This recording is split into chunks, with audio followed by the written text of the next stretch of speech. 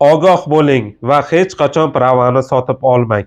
Assalomu alaykum aziz obunachilar, kanalimga xush kelibsiz. Keyingi vaqtda eng ko'p uchragan holat va o'zimga eng ko'p berilayotgan savolga bugun video murojaat orqali javob bermoqchiman.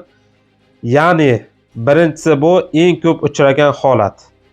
Bilasiz, prava xizmatini yo'lga qo'yganman, ya'ni mana shu yerga rasmlarni qo'yaman. Spetstexnika traktoriga rossiyskiy prava qilib beraman. Ko'pchilikning bundan xabari bor.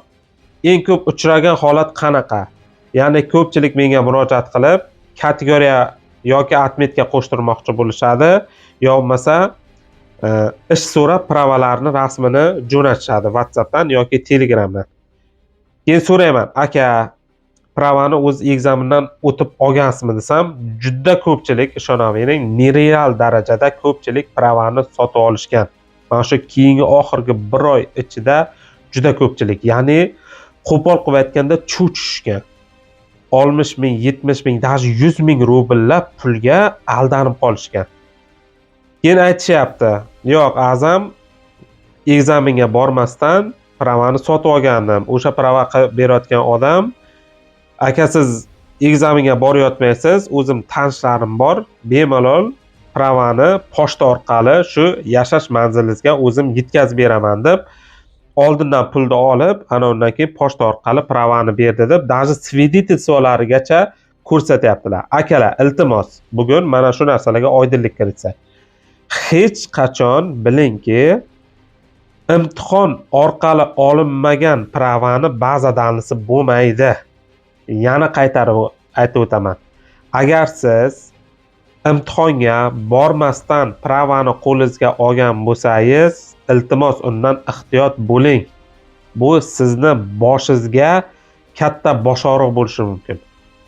Hech qanaqa uni baza danlisi yo'q. Hozir baza danlisi yo'q pravalar, ya'ni falshivey pravalar, xalq tiliga aytganda, jinoiy javobgarlikka olib kelyapti. Qonun bo'yicha Rossiya juda ham bu qonunni kuchaytirib yubordi. Bunga juda ham qattiq e'tibor qilyapti keyingi vaqtda. Ne только pravalarga, registratsiya, patent, pravalar hammasiga ikir-chikirigacha hozir e'tibor qilyapti.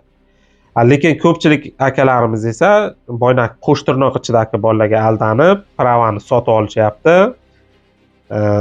O'sha 60 mingdan 100 ming rublgacha pulga kuyib qolishyapti. Bilaman, har bir ne только 60 ming rubl, o'sha 60 rubl pulni ham bu mehnat qilib peshona terimiz bilan topamiz. Mana shuncha pulga hozir ularni aldab ketishyapti. Misol uchun, ko'pchilik o'zimdan prava olgan, ya'ni Magadandan, Yakutiya, Chita, Saxalin, Moskvadan ancha uzoq joylardan akalar kelib ketishyapti. To'g'ri tushunaman. Ko'pchilik boshida so'rashadi, azam biz uzoqdamiz. Chunki keldi, Moskvaga keldi, ketdi, to'da-biratni bilet ham arzonga tushmaydi. Shuni imkoni bormi? Shu o'chomli sentr bilan gaplashib, pravani pochta orqali jo'natishdi deyishadi. Akalar, iltimos, bitta narsani to'g'ri tushuning. Rossiya qonunchilik bo'yicha, ne только Rossiya, bu butun dunyoda shunday. Siz bormasdan turib pravani hech qachon qonuniy tarzda ola olmaysiz. Uni hech qanaqa bazadan chiqmaydi. Agar siz juda ham uzoqda bo'lsangiz, kelib ketishga majbursiz. Agar baza danlisi bor qonuniy pravani olmoqchi bo'lsangiz, Saxalinda bo'lasizmi, Chitada bo'lasizmi, Magadandami, mana juda ko'pchilik akalar kelib ketishyapti. Hozir yaqinda ham buni ekzamin kunimiz bor. Mana shu kunga ham uzoqdan akalarimiz kelib ketishyapti. Faqat yagona yo'li, siz imtihonga borasiz o'ziz va Gostexnazordan shaxsan o'ziz qo'lingizga pravani olasiz. Ana shu prava nastoyashi qonuniy prava bo'ladi. Keyin bemalol sizni Gostexnazor tekshiradimi, GAI tekshiradimi, siz qonuniy prava bilan ishlayotgan bo'lasiz. Ikkinchisi, bu eng ko'p berilayotgan savol bu. Ko'pchilik akalar shu WhatsAppdan, Telegramdan pravalarni rasmini jo'natishadi. Azam mana shu pravamni baza danlisini tekshirib bergan. Chestami yoki chesta emasmi deyishadi. Akalar, pravani baza danlisini bilish faqatgina GAI va Gostexnazorlarga tekshirish huquqi berilgan. Faqatgina qachonki sizda Gostexnazor tekshirganda yoki GAI tekshirganda pravangizda baza danlisini bilish imkoniyatiga ega bo'lasiz. Eng oddiy sodda yo'li bu. Shu videoni boshida aytib o'tgandek, agar imtihon orqali pravani olgan bo'lsangiz, uni hech qayerga baza danlisini tekshirtirib yotmang. Buni baza danlisi 100% chiqadi. Agar siz prosta sotib olgan bo'lsangiz, demak baza danli bo'lmaydi.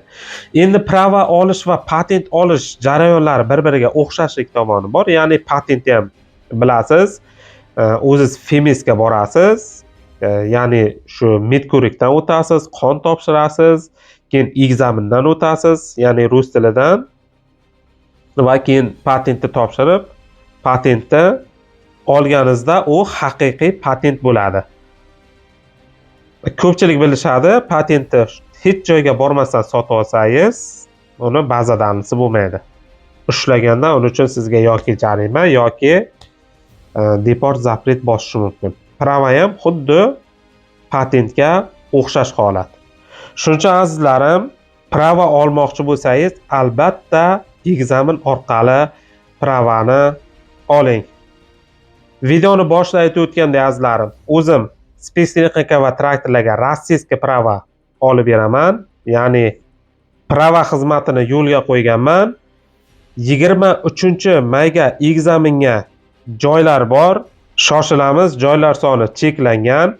Azizlarim, bir kunda sizlarga pravani olib beraman. Agar sizga spesifika va traktorlarga rossiyskiy prava kerak bo'lsa, pastga WhatsApp nomerimni qo'yganman. Faqat WhatsAppdan bog'lanasiz. Kecha kunduz ishlaydi, ya'ni 24 ga 7 ishlaydi. Shaxsan o'zim javob beraman. Prava ekzaminlariga 100% yordam qilamiz va prava bazasiga 100% kafolat beramiz. Bugungi ma'lumotlar shulardan iborat. Agar kanalimga yangi bo'lsangiz, podpiska va bittagina like bosib qo'yishni unutmang. Bu videoni imkon qadar o'z yaqinlaringizga podelitsiya qilib tarqating, ular ham boxabar bo'lsin. Keyin pastga kommentariy va opisiyaga Telegram guruhim ham bor. Albatta obuna bo'ling. Eng kerakli ma'lumotlarni doimo Telegram guruhimga joylab boraman. Keyin azizlarim, menga fikrlaringiz qiziq, ya'ni sizlarga ham shunga o'xshash holat yuz bergan bo'lsa, iltimos albatta fikrlaringizni kommentariyada yozib qoldiring. Kelgusi sonda ko'rishguncha sog' bo'ling, omon bo'ling.